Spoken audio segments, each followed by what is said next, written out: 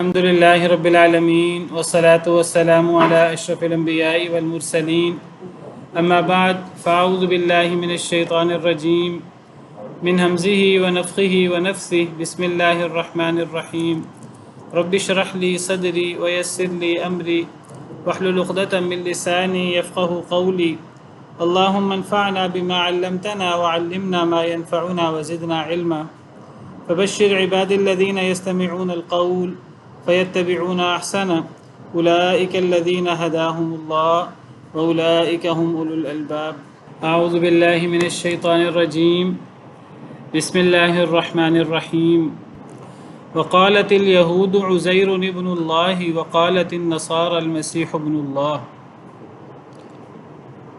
اور کہا یہود نے عزیر اللہ کے بیٹے ہیں، وقالت النصارى المسیح ابن اللہ، اور کہا عیسائیوں نے کہ مسیح سیدنا عیسیٰ بن مریم اللہ کے بیٹے ہیں۔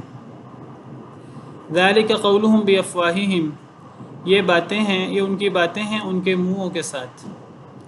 یضاہئون قول الذین کفروا من قبل، وہ مشابہت کرتے ہیں ان لوگوں کے قول کی جنہوں نے کفر کیا ان سے پہلے۔ یضاہئون، وہ مشابہت اختیار کرتے ہیں ان لوگوں کے قول کی جنہوں نے کفر کیا پہلے۔ قاتلہم اللہ، اللہ انہیں ہلاک کرے، انا یؤفکون، کہاں یہ بہکائے جاتے ہیں۔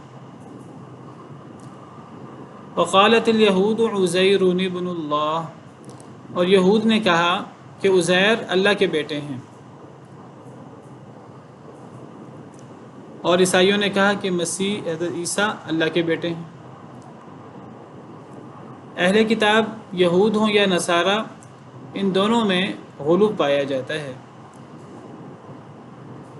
غلوب سے مراد اللہ تعالیٰ نے جو ایک درمیانہ دین دیا ہے ہمیں، ایسا دین جو کہ ایک بہترین دین ہے جس میں میانہ روی ہے، تو اس میانہ روی میں مبالغہ کر لیا جائے، افراط کا مظاہرہ کیا جائے، حد سے زیادہ آگے بڑھنے کا، یا پھر تفریط کا مظاہرہ کیا جائے، کمی کا مظاہرہ کیا جائے، تو یہ غلوب ہے جو میانہ روی کے منافی ہے۔ تو اللہ نے اس دین کو ایک میانہ روی کا دین بنایا ہے۔ یہ امت بہترین امت ہے، درمیانی امت ہے۔ وَكَذَلِكَ جَعَلْنَاكُمْ أُمَّةً وَسَطًا، تو یہ دین جو ہے یہ بھی بہترین دین ہے، اور یہ اس میں میانہ روی ہے، اس میں افراط تفریط نہیں ہے، غلوب نہیں ہے۔ جی قرآن میں تو ذکر نہیں ہے۔ تو قرآن کریم میں احادیث مبارکہ میں غلوب سے، افراط تفریط سے منع کیا گیا ہے۔ یہ غلوب جیسے میں نے ذکر کیا، یہ یہود میں بھی تھا اور عیسائیوں میں بھی تھا۔ ہم پیچھے پڑھ آئے ہیں سورہ مائدہ میں، یا اہل الکتاب لا تغلوا فی دینکم ولا تقولوا علی اللہ الا الحق، اے اہل کتاب اپنے دین میں غلوب نہ کرو اور اللہ کے بارے میں حق کے علاوہ کوئی بات نہ کہو۔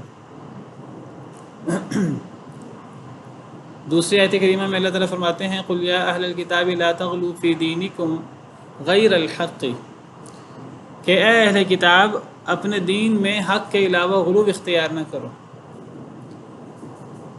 تو غلوب کیا ہوا؟ غلوب حق کو چھوڑ کر، جس میں میانہ روی ہے، افراط یا تفریط کا مظاہرہ کرنا، یا انسان حق کو چھوڑ کر افراط کا مظاہرہ کرے، زیادتی کرے، یا انسان حق کو چھوڑ کر تفریط یعنی کمی کا مظاہرہ کرے، اس کو آپ افراط تفریط کہتے ہیں یا آپ اس کو غلوب کہتے ہیں۔ تو غلوب ہمیشہ حق کی مخالفت ہوتا ہے۔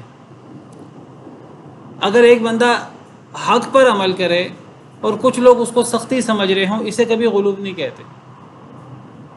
اگر ایک بندہ حق پر عمل کر رہا ہے، مثلا ایک بندہ توحید کی بات کرتا ہے، اور توحید کی بات کرتے ہوئے توحید کو وہ زیادہ زور دے کے بیان کرتا ہے، اور وہ کہتا ہے میرا صرف اللہ وحدہ لا شریک کے ساتھ تعلق ہے، اور میرا اللہ کے علاوہ کسی اور سے کوئی اس قسم کا تعلق نہیں ہے عبادت کا، تو یہ غلوب نہیں ہو سکتا، اس کو غلوب نہیں کہا جا سکتا۔ غلوب ہمیشہ ناحق ہوتا ہے، اسی لیے قرآن کی آیت میں قل یا اہل الکتاب لا تغلوا فی دینکم غیر الحق، اے اہل کتاب اپنے دین میں ناحق غلوب نہ کرو، اور دوسری آیت میں اپنے دین میں غلوب نہ کرو اور اللہ پر حق کے علاوہ کوئی بات نہ کرو۔ اس سے پتہ لگتا ہے کہ غلوب ہمیشہ حق کی مخالفت کر کے ہوتا ہے، حق میں افراط تفرید سے ہوتا ہے۔ اب دیکھیے اللہ تعالیٰ نے انبیاء کرام علیہم السلام کو بہت بلند مقام دیا ہے، انسانوں میں سب سے افضل بنایا ہے، اور اللہ نے انہیں اپنی نبوت اور اپنی رسالت کے لیے اللہ نے چن لیا ہے، اور یہ نبوت اور رسالت یہ اللہ کی طرف سے وہ بھی چیز ہے۔ بہرحال اللہ نے بہت بلند مقام دیا ہے انبیاء کرام علیہم السلام کو کہ اللہ تعالیٰ ان سے ہم کلام ہوتے ہیں، اور اللہ تعالیٰ انہیں وحی کرتے ہیں، اور انبیاء کرام علیہم السلام اس وحی کو آگے اللہ کی مخلوق میں انسانوں میں اس وحی کو پھیلانے کے پابند ہوتے ہیں۔ تو یہ انبیاء کرام علیہم السلام کا بہت بڑا مقام ہے، بہت بڑا مرتبہ ہے۔ اللہ تعالیٰ ہر ایر غیرے سے ہم کلام نہیں ہوتے، ہر ایر غیرے کو وحی نہیں کرتے۔ وما کان لبشر ان یکلمہ اللہ، کسی بشر کے یہ لائق نہیں کہ اللہ اس سے کلام کرے سوائے تین طریقوں کے۔ تو جن لوگوں کو اللہ وحی کرتے ہیں تو وہ اللہ کے خاص چنے ہوئے لوگ ہوتے ہیں۔ وما کان اللہ لیطلعکم علی الغیب ولکن اللہ یجتبی من رسلہ من یشاء، اللہ ہر ایک کو غیب پر وحی پر مطلع نہیں کرتے، لیکن اللہ چن لیتے ہیں اپنے رسولوں میں سے جسے چاہتے ہیں، انہیں اللہ پھر وحی کا جو مقام ہے اللہ پھر اس سے انہیں سرفراز کرتے ہیں۔ تو جب اللہ تعالیٰ نے انبیاء کرام علیہم السلام کو وحی کی، اللہ نے انہیں اپنا دین ان پر وحی کیا، اور اللہ نے انہیں حکم دیا کہ اس کو پھیلائیں، تو اللہ یہ حکم دیتے ہیں کہ ان انبیاء کرام علیہم السلام کی عزت کرنی چاہیے، ان کا احترام کرنا چاہیے، ان سے مخلوق میں سب سے زیادہ محبت ان سے کرنی چاہیے، اور ان کو اپنی جان سے بھی زیادہ محبوب رکھنا چاہیے، اور ان پر ایمان لانا چاہیے، اور ان کا مقام اور مرتبے کا دھیان رکھنا چاہیے، ان کی اطاعت کرنی چاہیے۔ اب یہاں تک مخلوق سے مطالبہ ہے، تو اب مخلوق انبیاء کرام علیہم السلام پر ایمان لائے اور انہیں اللہ کا نبی تسلیم کرے، تو یہاں تک تو بات ٹھیک ہے، ان کی ہر بات مانے، غیر مشروط اطاعت کرے۔ لیکن اگر مخلوق انبیاء کرام علیہم السلام کو نبی ماننے سے انکار کر دے کہ نبی جھوٹ بول رہے ہیں، نعوذ باللہ، دنیاوی مفادات کے لیے بات کر رہے ہیں، ہم انبیاء کو نہیں مانتے، ہم نہیں مانتے ان پر وحی اتری ہے، یہ بھی غلوب ہے، یہ بھی افراط تفریط ہے، یہ تفریط ہے انبیاء کرام علیہم السلام کے مقام میں۔ اور یہ بھی افراط ہے اور غلوب ہے کہ اگر لوگ انبیاء کرام علیہم السلام کے مقام میں اضافہ کر کے ان میں خدائی صفات پیدا کر دیں۔ دیکھیں انبیاء کرام علیہم السلام کا جتنا بلند مقام ہو، وہ ہیں انسان، ہیں اللہ کے بندے، ہیں اللہ کے مخلوق، ان کی عظمت اور ان کی بڑائی یہی ہے کہ وہ اللہ کے کتنے عاجز بندے ہیں، اللہ کے کتنے شکر گزار بندے ہیں۔ لیکن اگر انبیاء کرام علیہم السلام کو اللہ کی بندگی سے نکال کر ان میں خدائی صفات پیدا کر دی جائیں تو یہ غلوب ہے، یہ افراط ہے۔ تو یہ افراط یہ اہل کتاب یہود و نصارہ دونوں میں پایا جاتا ہے، اور تفریط بھی پائی جاتی ہے۔ یہود بھی ہوں یا عیسائی بھی ہوں، وہ اللہ کے انبیاء کو انبیاء تسلیم ہی نہیں کرتے۔ نبی کریم صلی اللہ علیہ وسلم کو نہ یہودی نبی تسلیم کرتے ہیں، نہ عیسائی نبی تسلیم کرتے ہیں، یہ تفریط ہے۔ اور پھر نبی کریم صلی اللہ علیہ وسلم کو ہر قسم کی تکلیف دینا اور آپ کو شہید کرنے کی سازشیں کرنا۔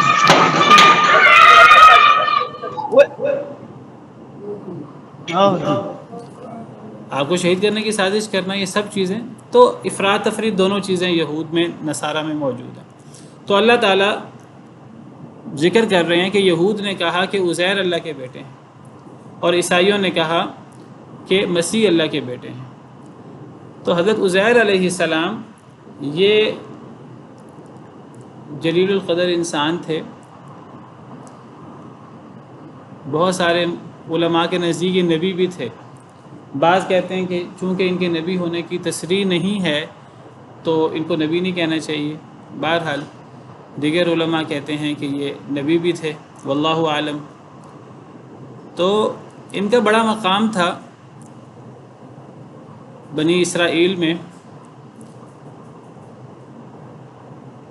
کہتے ہیں کہ تورات جو ہے وہ ان کو یاد تھی، ان کو حفظ تھی، اور تورات جو ہے وہ یہود سے ان کے دشمنوں نے لڑائی کر کے چھین لی تھی۔ یہود کے پاس تورات موجود نہیں رہی تھی، تو گویا کہ انہوں نے پھر اپنے حافظے سے، یہ حافظ تھے تورات کے، انہوں نے اپنے حافظے سے تورات لکھوائی یا دشمنوں سے واپس لی گئی۔ بہرحال کہ تورات کی واپسی کے جو بھی معاملہ ہوا وہ سیدنا عزیر علیہ السلام کے ہاتھ پر اللہ رب العالمین نے کیا۔ تو ان کا بہت بلند مقام ہے سیدنا عزیر علیہ السلام کا۔ سورہ بقرہ میں تیسرے پارے کے شروع میں ایک شخص کا ذکر ہے جس نے ایک بستی کو دیکھا تھا جو بستی تباہ حال تھی۔ تو اس شخص نے کہا تھا کہ اس بستی کو کون دوبارہ آباد کر سکتا ہے، اور اس بستی کو اس کی موت کے بعد کون دوبارہ زندہ کر سکتا ہے۔ بعض مفسرین کہتے ہیں کہ اس بستی سے مراد بیت المقدس تھی، اور بیت المقدس کو، یہ جو القدس شہر ہے بابرکت، تو اس شہر کو دشمنوں نے تباہ کر دیا تھا، تو مسجد کو بھی تباہ کر دیا، شہر کو بھی تباہ کر دیا۔ تو سیدنا عزیر علیہ السلام نے جب دیکھا اس شہر کو تو وہ کہنے لگے کہ کیا اب یہ شہر اتنا تباہ و برباد ہو گیا ہے، اتنا تخت و تاراج ہو گیا ہے، کیا یہ شہر دوبارہ آباد بھی ہو سکتا ہے؟ کیا دوبارہ اس میں عمارتیں بن سکتی ہیں اور دوبارہ یہ جیسے پہلے تھا اس طرح آباد ہو سکتا ہے؟ اس شہر کو کون زندہ کرے گا؟ تو پھر اللہ رب العالمین نے 100 سال کے لیے انہیں سلا دیا یا انہیں موت دے دی، اور 100 سال کے بعد جب وہ جاگے یا جب وہ زندہ ہوئے تو اللہ تعالیٰ نے پوچھا کہ کتنے دیر سوئے رہے ہو؟ تو حضرت عزیر علیہ السلام کے جسم پر 100 سال کے اثرات نہیں گزرے تھے، نہ سیدنا عزیر علیہ السلام کے کھانے پر 100 سال کے اثرات گزرے تھے، لیکن اب وہ حضرت عزیر تھے یا کوئی اور شخص تھا، قرآن کریم میں اس کی صراحت بھی نہیں ہے۔ وہاں اللہ تعالیٰ نے بس ایک شخص کے حوالے سے ذکر کیا، او کالذی مر علی قریۃ وہی خاویۃ علی عروشہا، یا اس شخص کی طرح جو ایک بستی پر سے گزرا اور وہ بستی اپنے چھتوں پر گری ہوئی تھی، تباہ و برباد تھی۔ تو اس شخص نے کہا انا یحیی ہذہ اللہ بعد موتہا، اللہ اس بستی کو اس کی موت کے بعد کیسے دوبارہ زندہ کر سکتے ہیں؟ کیسے اللہ اس بستی کو دوبارہ آباد کر سکتے ہیں؟ حیرانگی کا اظہار کیا کہ کیا یہ بستی دوبارہ آباد ہو سکتی ہے؟ بہت سے مفسرین کی رائے یہ ہے کہ وہ بھی حضرت عزیر علیہ السلام تھے، واللہ عالم۔ تو حضرت عزیر علیہ السلام پر اور ان کے کھانے پر 100 سال کے اثرات نہیں گزرے تھے، کھانے پینے پر، اور وہ جو گدھا تھا، ان کا گدھا جس پر وہ سوار تھے، اس پر 100 سال گزر گئے تھے، اس کی ہڈیاں بھی جو ہے وہ آپ سمجھیے تباہ حال۔ تو وہ کہنے لگے کہ میں تو ایک دن یا دن کا کچھ حصہ سویا ہوں۔ تو اللہ نے فرمایا بل لبثت 100 عام، بلکہ آپ تو 100 سال سوئے رہے ہیں یا 100 سال آپ مرے رہے ہیں۔ کیا دلیل ہے اس بات کی کہ آپ 100 سال رہے ہیں؟ فانظر الی طعامک ولنجعلک آیۃ للناس، اپنے کھانے کو دیکھیں، وانظر الی حمارک، اپنے گدھے کو دیکھیں، وَلِنَجْعَلَكَ آیَةً لِلنَّاسِ، تاکہ ہم آپ کو لوگوں کے لیے نشانی بنا دیں، وَانظُرْ إِلَى الْعِظَامِ كَيْفَ نُنشِزُهَا ثُمَّ نَكْسُوهَا لَحْمًا، ہڈیوں کو دیکھیں کہ ان ہڈیوں کو کیسے ہم حرکت دیتے ہیں، کیسے ہم اٹھاتے ہیں، اور پھر کیسے ہم ان ہڈیوں پہ گوشت پہناتے ہیں۔ تو انہوں نے کھانا بھی دیکھا، ان کا اپنا کھانا خراب نہیں ہوا تھا، جیسے کھانے کو کچھ مدت گزری ہو، اور ان کا اپنا جسم بھی صحیح سلامت تھا، لیکن گدھا جو ہے وہ ہڈیوں کی صورت میں تھا۔ تو اللہ نے ان کے سامنے وہ ہڈیوں کو پہلے پورا ڈھانچہ تیار ہوا، اور پھر اس ڈھانچے پر گوشت چڑھا، اور پھر وہ گدھا زندہ ہو گیا۔ تو اللہ رب العالمین نے باقاعدہ دکھایا، جب وہ 100 سال کے بعد جاگے یا زندہ ہوئے تو وہ شہر دوبارہ آباد ہو چکا تھا۔ تو جس شہر کے بارے میں انہوں نے کہا تھا کہ اس شہر کو کون زندہ کر سکتا ہے، اللہ نے وہ شہر بھی آباد دکھایا، اور اللہ نے پھر اپنی قدرت انہیں دکھانے کے لیے اللہ رب العالمین نے ان کے سامنے مرے ہوئے گدھے کو بھی زندہ کیا۔ اللہ نے اپنی قدرت دکھائی، اور ان پر اور ان کے کھانے پر 100 سال نہیں گزرے تھے، اس پر کچھ عرصہ گزرا تھا۔ تو بہرحال اگر وہ بھی سیدنا عزیر علیہ السلام ہی تھے، تو بہرحال سیدنا عزیر علیہ السلام کا بڑا مقام تھا بنی اسرائیل کے اندر۔ وہ واقعہ ان کے ساتھ پیش آیا ہو یا نہ پیش آیا ہو، اس آیت کریمہ سے پتہ لگتا ہے کہ یہود کے ہاں، بنی اسرائیل کے ہاں حضرت عزیر علیہ السلام کا بڑا مقام ہے۔ اتنا مقام ہے کہ انہوں نے ان کی ذات میں غلو کر کے انہیں اللہ کا بیٹا قرار دینا شروع کر دیا ہے۔ یہ واقعہ ان کے ساتھ پیش آیا ہو یا نہ آیا ہو، بستی والا۔ جس طرح یہود نے حضرت عزیر علیہ السلام کو اللہ کا بیٹا کہا، اسی طرح عیسائیوں نے حضرت عیسیٰ علیہ السلام کو اللہ کا بیٹا کہا۔ حضرت عیسیٰ کو مسیح کہتے ہیں، مسیح ان کا لقب ہے۔ حضرت عیسیٰ کو مسیح اس لیے کہتے ہیں کہ مسیح کا یا تو مطلب ہے، مسیح یا تو مسح سے ہے، مسح، میم سین ہا، مسح کا مطلب ہاتھ پھیرنا ہوتا ہے، کہ جو ہم سر کا مسح کرتے ہیں، تو ایک ہوتا ہے دھونا اعضاء کو، اور ایک ہوتا ہے مسح کرنا۔ تو مسح میں بس ہاتھ پھیر لیا جاتا ہے سر کے اوپر، چاہے پورا سر گیلا ہو یا نہ ہو، بس ہاتھ میں پانی لے کر، وہ پانی بھی ہاتھ میں ہونا ضروری نہیں ہے، وہ پانی کو بھی پھینک دیا جائے، بس ہاتھ گیلے ہوں اور ان ہاتھوں کو سر پر پھیر لیا جائے، تو اسے ہم سر کا مسح کہتے ہیں۔ یا اگر ہم نے پاؤں میں موزے پہنے ہوں، جرابیں پہنی ہوں، تو پاؤں پر بھی مسح کر سکتے ہیں، اگر ہم نے وضو کے ساتھ پاؤں کو موزوں میں یا جرابوں میں داخل کیا ہو تو وہ ہم ہاتھ پھیر لیتے ہیں۔ تو سیدنا عیسیٰ علیہ السلام کو اللہ نے بڑے بڑے معجزات دیے تھے، جن میں سے یہ تھا کہ وہ ہاتھ پھیر کر اللہ کے حکم سے مردوں کو زندہ کر دیتے تھے، اور وہ مادر زاد اندھے کو اللہ کے حکم سے ٹھیک کر دیتے تھے، کوڑی کے یا پھل بہری کے مریض کو اللہ کے حکم سے ہاتھ پھیر کر وہ ٹھیک کر دیتے تھے۔ یہ معجزے تھے جو اللہ نے سیدنا عیسیٰ علیہ السلام کو دیے تھے۔ تو یا تو اس لیے انہیں مسیح کہا جاتا ہے، ہاتھ پھیرنے والا، یا بعض مفسرین کہتے ہیں کہ یہ میم سین ہا سے نہیں ہے مسیح، یہ سیاحت سے ہے، مسیح سیاحت سے، مسیح سین یا ہا، اور سیاحت یہ سیر کے معنی میں استعمال ہوتا ہے، چلنے پھرنے کے معنی میں استعمال ہوتا ہے۔ اس سورت کے شروع میں، سورہ توبہ کے شروع میں ہم نے پڑھا ہے فسیحوا فی الارض اربعۃ اشہر، تو وہاں ہم نے فسیحوا فی الارض اربعۃ اشہر کا کیا معنی پڑھا کہ بس چلو پھرو زمین میں 4 اشہر، 4 مہینے، 4 مہینے تک تم مکہ مکرمہ میں تم ٹھہر سکتے ہو، 4 مہینے کے بعد تمہیں یہاں سے نکلنا پڑے گا۔ تو سیحو وہ بھی اسی سیاحت سے ہی ہے۔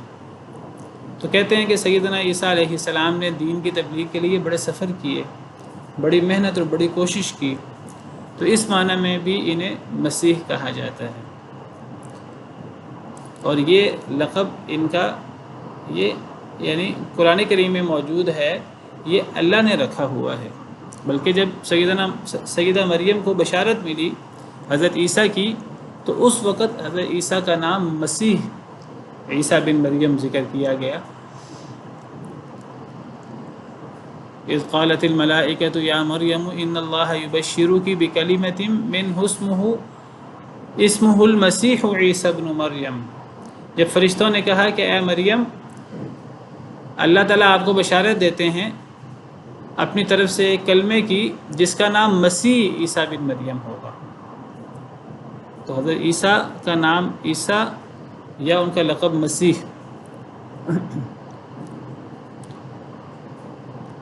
جب ہم عزیر بولتے ہیں تو ہم کہتے ہیں عزیر ابن اللہ. جب ہم کہتے ہیں المسیح تو ہم کہتے ہیں المسیح ابن اللہ. عزیر ابن اللہ یہاں نون کیوں لاتے ہیں اور المسیح ابن اللہ یا نون کیوں نہیں لاتے؟ یہاں ہم المسیح ابن اللہ کیوں نہیں کہتے؟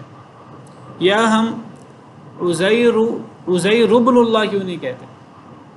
میں نے اس لیے وضاحت کرنا ضروری سمجھا کہ بعض لوگ جب اس آیت کو پڑھتے ہیں تو وہ یا تو عزیر ابن اللہ کو غلط پڑھ دیتے ہیں یا المسیح ابن اللہ کو غلط پڑھ دیتے ہیں.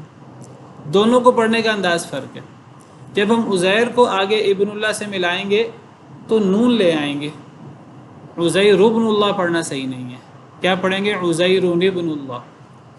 اور جب ہم المسیح کو ابن اللہ کے ساتھ ملائیں گے تو ہم المسیح ابن اللہ کہیں گے، المسیح ابن اللہ نہیں کہیں گے. اس کی کیا وجہ ہے؟ کیا فرق ہے ان دونوں میں؟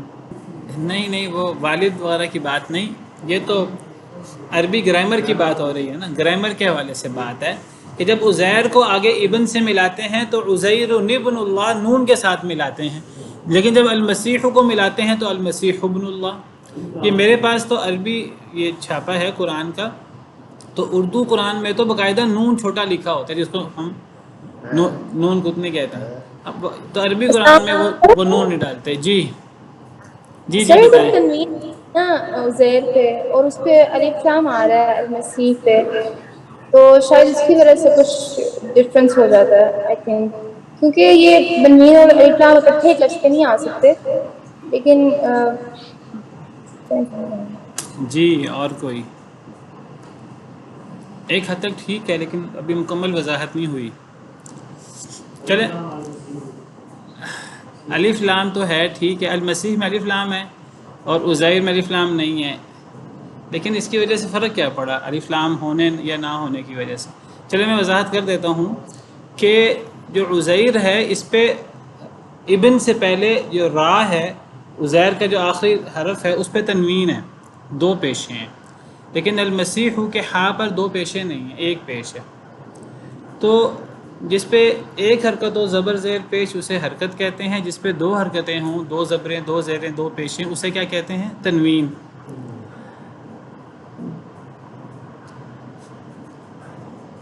اگر تنوین کو آگے ابن سے ملائیں تو تنوین کو نون کے ساتھ ملاتے ہیں، نون کے بغیر نہیں ملاتے. اور اگر تنوین نہ ہو، صرف پیش ہو یا زبر ہو یا زیر ہو تو پھر نون کے بغیر ملاتے ہیں.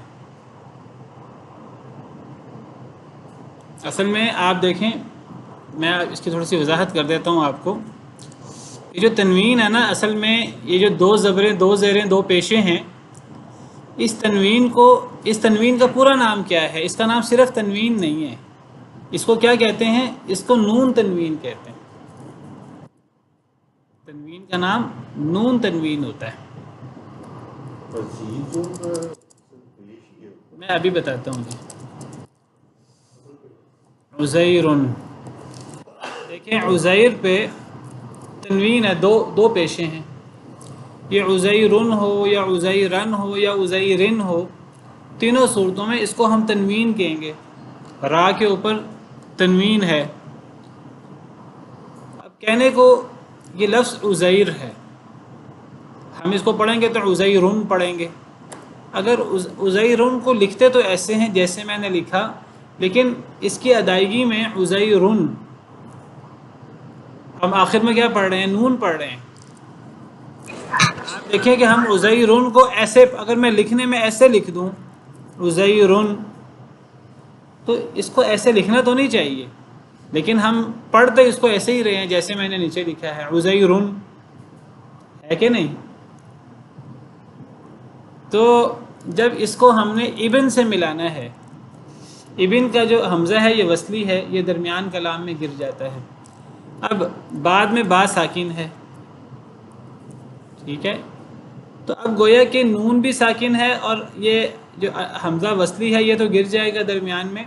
یہ لکھنے میں آتا ہے، پڑھنے میں نہیں آتا درمیان میں. تو آگے با ساکن ہے. جب نون بھی ساکن ہے اور با بھی ساکن ہے، جب 2 ساکن جمع ہو جائیں تو گرامر کی روح سے پھر کیا کرتے ہیں؟ پھر پہلے ساکن کو زیر دے دیتے ہیں. گرامر کا قاعدہ یہ ہے، اگر دو ساکن اکٹھے ہو جائیں تو پھر الساکن اذا حرک حرک بالکسر، جب ساکن کو حرکت دیتے ہیں، پہلے ساکن کو حرکت دینی پڑے گی، تو پہلے ساکن کو جب حرکت دیں گے تو پھر وہ زیر کی حرکت دیں گے، دو ساکن اکٹھے ہونے کی وجہ سے۔ تو کیا پڑھیں گے اس کو؟ عزیر ابن اللہ، ٹھیک ہے۔ تو یہ جو تنوین ہمیں را کے اوپر نظر آ رہی ہے، یہ کہنے کو دو پیشے ہیں لیکن یہ پڑھنے میں نون کی طرح ہے۔ تو یہ جس طرح نون ساکن ہوتا ہے اسی طرح نون تنوین بھی ہوتا ہے۔ نون تنوین لکھنے میں نہیں آتا، پڑھنے میں آتا ہے۔ جب اس کو آگے سے ملاتے ہیں اور آگے ساکن آ جائے تو پھر جب تنوین کو آگے ساکن سے ملانا ہو تو تنوین کو زیر دے کر آگے ساکن سے ملاتے ہیں۔ اس کی اور کیا مثال ہے؟ مثال کے طور پر قل هو اللہ احد اللہ الصمد، جب ہم اس کو ملا کر پڑھتے ہیں تو احد پہ تنوین ہے، قل هو اللہ احد، اور آگے کیا ہے؟ اللہ۔ اللہ کا جو حمزہ ہے وہ بھی وصلی ہے، جب ملا کر پڑھیں گے تو وہ حمزہ گر جائے گا، ہم یہ نہیں کہہ سکتے قل هو اللہ احد اللہ، ہمیں اس حمزہ کو گرانا ہے۔ جب حمزہ کو گرائیں گے تو قل هو اللہ احد، تنوین کا بھی نون ساکن ہے اور آگے اللہ حمزہ کو گرا دیں تو آگے لام بھی ساکن ہے، تو اب وہ جو پچھلا نون ہے اب اس کو کیسے پڑھیں گے پھر؟ قل هو اللہ احد اللہ الصمد پڑھیں گے یا قل هو اللہ احد اللہ الصمد پڑھیں گے؟ قل هو اللہ احد اللہ الصمد پڑھیں گے۔ نہیں، وہ تو جب الگ الگ پڑھیں گے نا دونوں آیتوں کو پھر تو قل هو اللہ احد اللہ الصمد پڑھیں گے، لیکن جب ملا کر پڑھیں گے تو قل هو اللہ احد اللہ الصمد۔ اسی طرح قرآن کریم میں ایک لفظ ہے خیرن الوصیۃ، تو خیرن جب تنوین زبر کی ہو تو الف بھی آ جاتا ہے، الف لکھنے میں آتا ہے، پڑھنے میں نہیں آتا۔ تو اب یہاں بھی آپ سمجھیے یہ تنوین ہے، یہ الف لکھنے میں ہے، پڑھنے میں نہیں ہے، اور یہ بھی حمزہ ہے، یہ بھی حمزہ وصلی ہے، درمیان میں گر جائے گا۔ اب یہاں بھی نون تنوین ساکن ہے اور یہاں بھی لام ساکن ہے، تو اس کو اگر ملا کر پڑھیں گے تو کیسے پڑھیں گے؟ خیرن الوصیۃ کتب علیکم اذا حضر احدکم الموت ان ترک خیرن الوصیۃ۔ تو عربی جب ہم عربی قرآن میں اس کو لکھتے ہیں تو نون نہیں لکھتے، لیکن جب آپ ہمارے جو اردو مصحف ہے اس میں نون لکھا ہوا ہے آسانی کے لیے۔ تو المسیح میں یہ المسیح ابن اللہ اس لیے نہیں کہتے کہ المسیح میں تنوین ہے ہی نہیں، یہ مسئلہ تو تب پیدا ہوگا جب ابن سے پہلے تنوین آئے۔ تو آپ میں سے بعض لوگ کہہ رہے تھے جی وہ المسیح میں الف لام ہے اور عزیر میں الف لام نہیں ہے، وہ الف لام کی کبھی اس کے اندر عمل دخل ہے۔ کیسے؟ المسیح کے ہا پر تنوین نہ ہونے کی وجہ الف لام ہے، الف لام ہو تو تنوین نہیں آتی، ٹھیک ہے؟ تو چونکہ ہا پہ تنوین نہیں ہے، اگر ہا کو آگے سے ملانا ہو تو ڈائریکٹ ملا دیں گے المسیح ابن اللہ۔ اگر یہاں دو پیشے ہوتی تو پھر ہم مسیح ابن اللہ پڑھتے۔ بہرحال یہ تو گرامر کی بات تھی۔ تو یہود نے کہا عزیر اللہ کے بیٹے ہیں اور عیسائیوں نے کہا مسیح عیسیٰ بن مریم اللہ کے بیٹے ہیں۔ تو حضرت عزیر کو اللہ کا بیٹا قرار دینا، حضرت عیسیٰ کو اللہ کا بیٹا قرار دینا، یہ بدترین شرک ہے، یہ بدترین شرک ہے، یہ شرک سے بھی بڑی چیز ہے، اور اللہ کے نزدیک جو ہے وہ شرک سب سے بڑا گناہ ہے۔ اللہ تعالیٰ فرماتے ہیں ان اللہ لا یغفر ان یشرک بہ ویغفر ما دون ذلک لمن یشاء، اللہ شرک کو کبھی معاف نہیں کریں گے، شرک کے علاوہ اللہ جو چاہے معاف کر دیں۔ جب کسی اللہ کی مخلوق کو، کسی اللہ کے نبی ولی کو اللہ کا بیٹا قرار دیا جائے تو اللہ فرماتے ہیں یہ میرے لیے گالی ہے۔ جو شخص کسی اللہ کی مخلوق کو اللہ کا بیٹا قرار دیتا ہے تو حدیث مبارکہ ہے کہ ابن آدم مجھے گالی نکالتا ہے۔ یہ اللہ کے لیے گالی کیسے ہے؟ یہ اللہ کے لیے سب و شتم یا گالی اس لیے ہے کہ ایک تو یہ اللہ کا شریک مقرر کرنا ہے، اور یہ شریک بھی ایسا مقرر کرنا ہے کہ اس کو یعنی گویا کہ اللہ کی نعوذ باللہ اللہ تعالیٰ جو ازل سے ہیں اور ابد تک ہیں اور واحد ہیں، یکتا ہیں، لا شریک ہیں، اور اللہ میں کوئی سلسلہ تناسل نہیں ہے، کوئی اللہ کسی سے پیدا نہیں ہوا، نہ کوئی اللہ سے پیدا ہوتا ہے، اگر اللہ کا کوئی باپ یا اللہ کا کوئی اولاد مقرر کر دی جائے تو وہ گویا کہ اللہ معبود میں سلسلہ تناسل ہو جائے گا، اور جب سلسلہ تناسل ہوگا باپ اور بیٹا، تو باپ اور بیٹے کی جنس وہی ہوتی ہے، وہ ایک ہی جنس ہوتی ہے ان کی. تو وہ صرف اگر اللہ کا کوئی باپ ہو یا اللہ کا کوئی بیٹا ہو تو وہ اللہ کا عام شریک بھی نہیں ہوگا، وہ تو اللہ کے برابر کا بالکل شریک ہوگا. تو اللہ کو تو اللہ کے ساتھ کوئی بھی شریک مقرر کیا جائے، چاہے اسے اللہ سے کمتر رکھا جائے، اللہ کو وہ قابل قبول نہیں ہے، تو اللہ کو برابر کا شریک کیسے قابل قبول ہوگا؟ تو یہ اللہ کے لیے بدترین گالی ہے، یہ بدترین شرک ہے. اسی لیے یہ حدیث مبارکہ میں آتا ہے، اور اس کی وجوہات ہو سکتی ہیں اور اس کی توجیہ ہو سکتی ہے کہ کوئی اللہ کی اولاد مقرر کرے تو یہ اللہ کو گالی دینے کے مترادف ہے. اسی لیے اللہ تعالیٰ فرماتے ہیں وَجَعَلُوا لِلَّهِ شُرَكَاءَ الْجِنَّ وَخَلَقَهُمْ وَخَرَقُوا لَهُ بَنِينَ وَبَنَاتٍ بِغَيْرِ عِلْمٍ، کہ ان بدبختوں نے اللہ کے لیے جنوں کو شریک بنا دیے حالانکہ اللہ نے انہیں پیدا کیا ہے. وَخَرَقُوا لَهُ بَنِينَ وَبَنَاتٍ بِغَيْرِ عِلْمٍ، اور انہوں نے اللہ کے لیے بیٹے بیٹیاں بنا دیں بغیر علم کے. اللہ کے لیے بیٹے بیٹیاں مقرر کر دیں. یہود نے، عیسائیوں نے بیٹے مقرر کر دیے، اور مشرکین مکہ نے اللہ کی بیٹیاں مقرر کر دی، فرشتوں کو اللہ کی بیٹیاں کہہ دی والعیاذ باللہ. اور اللہ فرماتے ہیں انا یکون لہ ولد ولم تکن لہ صاحبہ، اللہ کے لیے اولاد کیسے ہو سکتی ہے، اللہ کی تو بیوی بھی نہیں ہے. اور اللہ کی پہچان تو یہ ہے قل هو اللہ احد اللہ الصمد لم یلد ولم یولد ولم یکن لہ کفوا احد. اللہ ایک ہے، اللہ بے نیاز ہے، نہ اللہ نے کسی کو جنا ہے، نہ اللہ کو جنا گیا، یعنی نہ اللہ کا کوئی بیٹا ہے، نہ اللہ کا کوئی باپ ہے. ولم یکن لہ کفوا احد، بلکہ اللہ کا تو ہمسر بھی کوئی نہیں ہے. تو یہ اللہ تعالیٰ کا تعارف ہے. اللہ کے لیے اولاد مقرر کرنا یہ بدترین شرک ہے، اور اللہ کے لیے یہ گالی کے مترادف ہے. اور اللہ فرماتے ہیں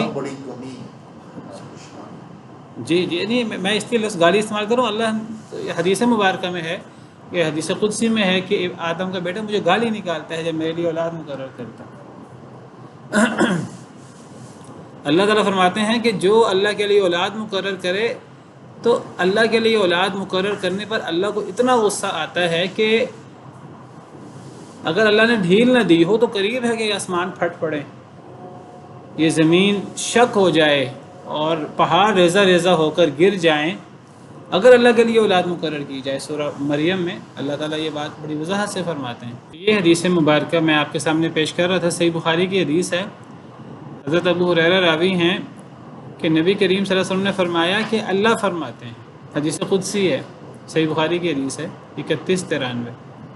اللہ فرماتے ہیں شتمنی ابن آدم، ابن آدم مجھے گالی نکالتا ہے، وما ينبغي له ان يشتمنی، اس کے لائق نہیں تھا کہ وہ مجھے گالی نکالے، وتکذبنی، اور وہ مجھے جھٹلاتا ہے، وما ينبغي له، اور اس کو یہ لائق نہیں تھا.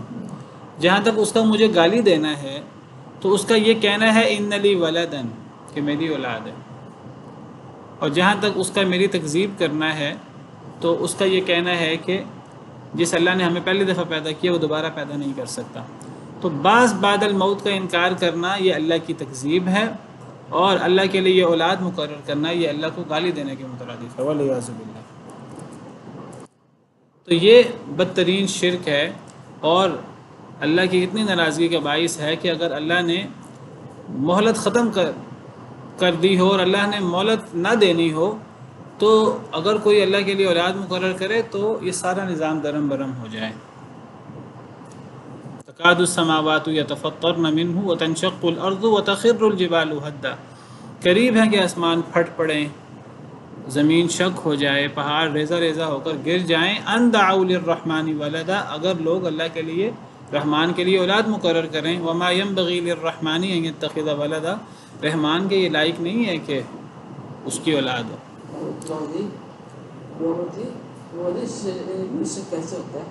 اچھا بتاتے ہیں. تو یہود نے کہا عزیر اللہ کے بیٹے ہیں، اور عیسائیوں نے کہا مسیح حضرت عیسیٰ اللہ کے بیٹے ہیں. ذالک قولہم بافواہہم، اللہ ان کی اس بات کا رد کر رہے ہیں. اللہ فرماتے ہیں ان کی یہ بات ٹھیک نہیں ہے. اللہ فرماتے ہیں یہ ان کی بات ہے ان کے منہ کی. دیکھیے یہود حضرت عزیر کو اللہ کا بیٹا کہتے تھے حضرت عزیر کی ذات میں غلو کر کے. اپنی طرف سے وہ حضرت عزیر کا مقام بیان کر رہے ہیں. عیسائی جو ہیں حضرت عیسیٰ کو اللہ کا بیٹا کہہ رہے ہیں، وہ اپنی طرف سے حضرت عیسیٰ کا مقام بیان کر رہے ہیں. اور یہ شیطان کا بدترین حربہ ہے کہ شیطان کسی کو نیکی کے نام پہ ورغلائے. دیکھیں ایک تو ہے نا کہ شیطان کسی کو ورغلائے کہ نیکی کرنے کی کیا ضرورت ہے، دنیا داری میں مگن ہو جاؤ، آخرت تو بہت دور ہے، پتہ نہیں آنی ہے کہ نہیں آنی. تو ایک تو شیطان جو ہے وہ عام لوگوں کو اس طرح ورغلاتا ہے.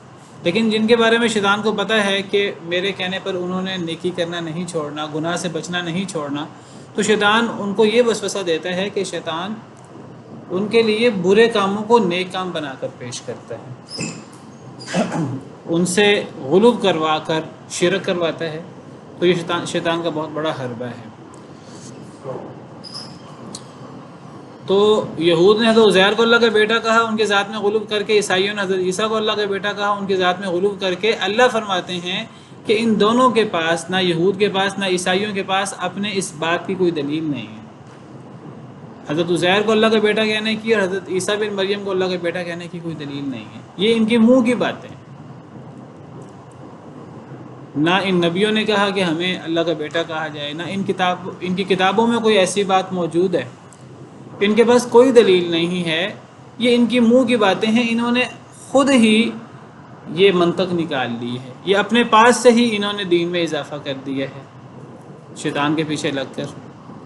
یضاہئون قول الذین کفروا من قبل، یہ مشابہت کر رہے ہیں ان لوگوں کے قول کی جنہوں نے کفر کیا پہلے. کیا مطلب؟ یعنی یہود حضرت عزیر کو اللہ کا بیٹا کہہ کر، عیسائی حضرت عیسیٰ کو اللہ کا بیٹا کہہ کر پچھلی قوموں کے قول کی مشابہت کر رہے ہیں. اس سے ثابت ہوتا ہے کہ پچھلی کافر قومیں بھی اللہ کا بیٹا مقرر کرتی تھیں. شیطان نے یہ وسوسہ پچھلی قوموں کو بھی ڈال رکھا تھا. آپ دیکھیں کہ اکثر جو شیطان لوگوں کو گمراہ کرتا ہے تو اکثر شیطان کی گمراہیاں ایک جیسی ہیں. شیطان کے وسوسے ایک جیسے ہیں، تھوڑی سی شکل ظاہری چینج ہو جاتی ہے. باقی سیدنا نوح علیہ السلام کی قوم سے لے کر آج تک جو شیطان ورغلاتا ہے تو آپ دیکھیں کہ لوگوں کے ایک جیسے اعتراضات ہیں، لوگوں کے ایک جیسے شبہات ہیں. بلکہ اللہ قرآن میں فرماتے ہیں سورہ ذاریات میں کہ کذالک ما اتی الذین من قبلہم من رسول الا قالوا ساحر او مجنون. اللہ فرماتے ہیں اے نبی صلی اللہ علیہ وسلم، آپ سے پہلے کوئی رسول نہیں آیا مگر ہر رسول کو اس کی قوم نے یا جادوگر کہا ہے یا مجنون کہا ہے. ہر رسول کو یا قوم اس کی جادوگر کہہ رہی ہے، رسول کہہ رہی ہے. اور اللہ تعالیٰ حیرانگی سے سوال کرتے ہیں اتواصوا بہ، کیا یہ لوگ ایک دوسرے کو وصیت کر گئے تھے کہ اگر اپنے رسولوں کا انکار کرنا ہے اور اپنے رسولوں کی مخالفت کرنی ہے تو سب نے ہی اپنے رسولوں کو یا جادوگر کہنا ہے یا دیوانہ کہنا ہے. آپ دیکھیے یہی جادوگر اور دیوانہ نبی کریم صلی اللہ علیہ وسلم کو بھی آپ کی قوم نے کہا ہے، اور یہی جادوگر اور دیوانہ ہر قوم اپنے نبی کو کہہ رہی ہے. اور یہ شیطان کا وسوسہ ہے. یعنی اصل میں شیطان وسوسہ ڈالتا ہے کہ اس کو نبی نہ مانو، اس کے دنیاوی مفادات ہیں، یہ ہے وہ ہے، یہ تمہارے عقائد کی مخالفت کر رہا ہے، یہ وہ کر رہا ہے، یہ کہتا ہے، یہ وہ کہتا ہے. تو شیطان ورغلاتا ہے تو وہ ایک جیسے انداز سے ورغلاتا ہے اور لوگ سارے نبیوں کی قوم میں ایک جیسی باتیں کرتی ہیں.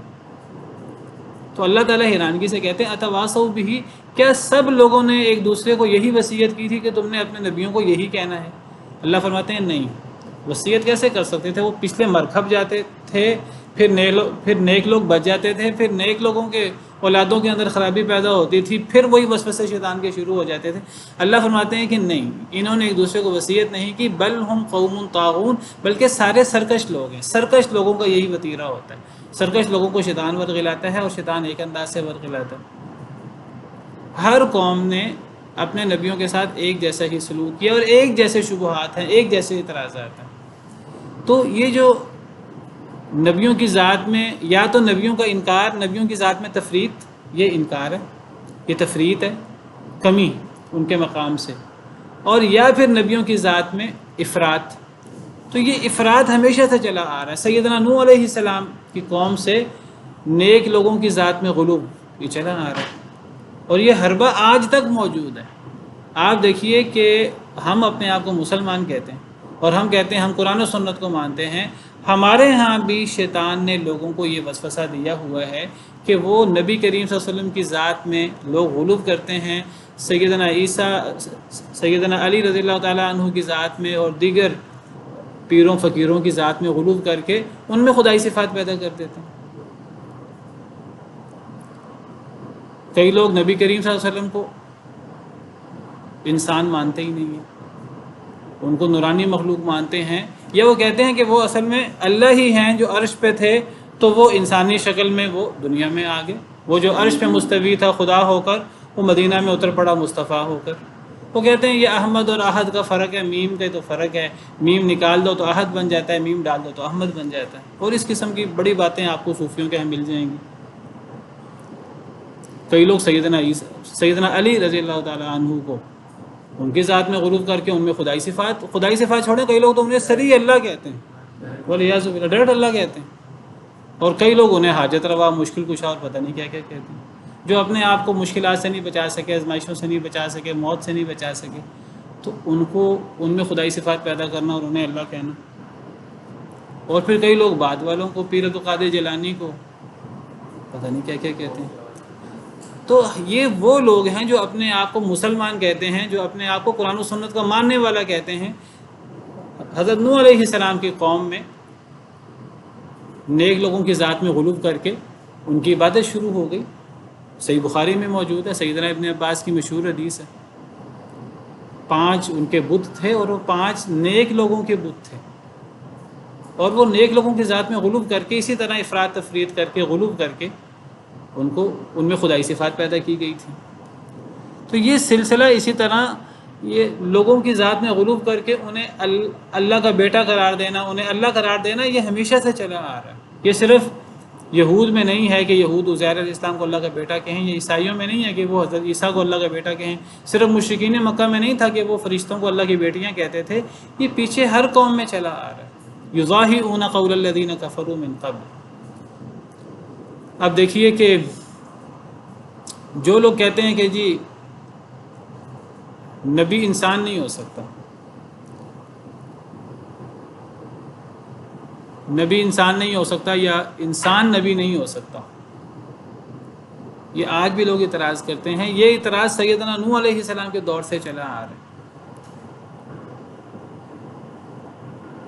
اور اللہ نے قرآن میں فرمایا ہے کہ ہمیشہ سے قومیں اپنے نبیوں پر یہ اعتراض کرتی رہی ہیں کہ چونکہ تم انسان ہو، تم ہمارے جیسے انسان ہو، تم نبی نہیں ہو سکتے. قالوا ان انتم الا بشر مثلنا. ہمیشہ قوموں نے اپنے نبیوں پر اعتراض کیا تم ہمارے جیسے انسان ہو. آپ کو قرآن کریم میں جگہ جگہ یہ بات ملے گی کہ مشرکین پچھلی قوموں کی پیروی کر رہے ہیں. یہ آپ دیکھیے قرآن کی آیت ہے سورہ بقرہ میں، اللہ فرماتے ہیں سورہ بقرہ آیت نمبر 118، وقال الذین لا يعلمون لولا يكلمنا اللہ او تأتینا آیہ. ان لوگوں نے کہا جو نہیں جانتے اللہ ہم سے کلام کیوں نہیں کرتا، یا ہمارے پاس کوئی نشانی کیوں نہیں آتی. اللہ فرماتے ہیں کذالک قال الذین من قبلہم مثل قولہم. اسی طرح پچھلے لوگوں نے بھی کہا تھا. تشابہت قلوبہم، ان کے دل آپس میں مشابہت رکھتے ہیں، ان کی باتیں ملتی جلتی ہیں. اسی طرح اللہ قرآن میں فرماتے ہیں وقالت اليہود لیست النصارى علی شیء وقالت النصارى لیست اليہود علی شیء وهم یتلون الکتاب کذالک قال الذین لا یعلمون مثل قولہم. یہود نے کہا عیسائیوں کی کوئی حیثیت نہیں ہے، عیسائیوں نے کہا یہود کی کوئی حیثیت نہیں ہے، حالانکہ کتاب پڑھتے ہیں. اللہ فرماتے ہیں پچھلے لوگوں نے بھی یہی باتیں کی تھیں. قرآن کریم میں بہت سارے آپ کو غلط عقائد ملیں گے، اور اللہ فرماتے ہیں پچھلے لوگوں کے بھی یہی عقائد تھے. تو دیکھیے یہ کتنا بڑا وسوسہ ہے شیطان کا، اور کتنا انسان بے وقوف ہے کہ شیطان نے وسوسے ڈال ڈال کر لوگوں کو گمراہ کیا، اور وہ لوگ تباہ و برباد ہو گئے. بعد میں آنے والے پچھلے لوگوں کی تباہی دیکھ کر وہ اللہ سے توبہ استغفار کرتے رہے کہ اے اللہ ہمیں ان کی طرح تباہ نہ کرنا. لیکن انہی وسوسوں میں، شیطان کے وسوسوں میں آ جاتے ہیں، اور انہی جیسی بیماریاں انہی کے اندر بھی پیدا ہو جاتی ہیں. یعنی آج مسلمانوں کے اندر بحیثیت مسلمان جو برائیاں ہیں یہ وہی ساری برائیاں ہیں جو پچھلی قوموں میں تھی، جن برائیوں پر پچھلی قوموں کو تباہ کیا گیا. ہم ویسے اللہ سے دعا کرتے ہیں اللہ تعالیٰ ہمیں ان کی طرح نہ کرنا، اور وہی کام ہم کر رہے ہوتے ہیں. تو اللہ تعالیٰ فرماتے ہیں پچھلی قوموں سے عبرت لے لو اور پچھلی قوموں کے حالات دیکھ کر اپنی اصلاح کر لو. لیکن قرآن کریم کو مطالعہ کریں تو وہی چیزیں جو پچھلی قوم میں تھیں وہی چیزیں ہم بھی اپنا رہے ہیں غلو کے نام پر. تو قاتلہم اللہ، اللہ فرماتے ہیں اللہ انہیں ہلاک کرے، یہود و نصارہ کو، انا یؤفکون، کہاں یہ بہکائے جاتے ہیں. یہ کتنے بے وقوف لوگ ہیں کہ حضرت عزیر کو اللہ کا بیٹا اور حضرت عیسیٰ کو اللہ کا بیٹا، یعنی ان کی مت ماری گئی ہے، ان کو سمجھ نہیں آتی. تو دیکھیے یہی بات تو پھر ہم مسلمان بھی کر رہے ہیں، جیسے میں نے آپ کو مثالیں دی. تو یہ بات صحیح ہے کہ جب مشرک جب شرک کرتا ہے تو پھر اس کی عقل اس کے ساتھ نہیں ہوتی. وَلِيَعْوَذُ بِاللَّهِ. سبحان ربک رب العزت عما یصفون وسلام علی المرسلین والحمد للہ رب العالمین.